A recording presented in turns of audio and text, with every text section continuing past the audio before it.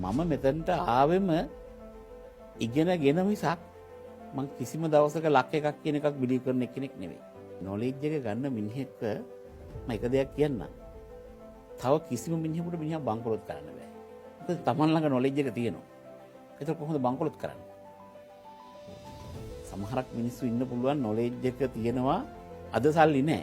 ඒ තව අවුරුදු 5කින් හරි මිනිහගේ ලයිෆ් එක හොඳ වෙනවා.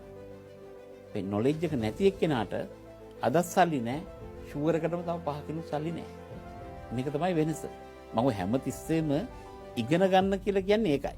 දැන් මම මෙතනට ආවෙම ඉගෙනගෙන මිසක් මං කිසිම දවසක ලක් එකක් කියන එකක් බිලීව් කරන කෙනෙක් නෙවෙයි. ඒ කියන්නේ ඉගෙන ගැනීමම පමණයි මෙතනට එන්න හේතුව.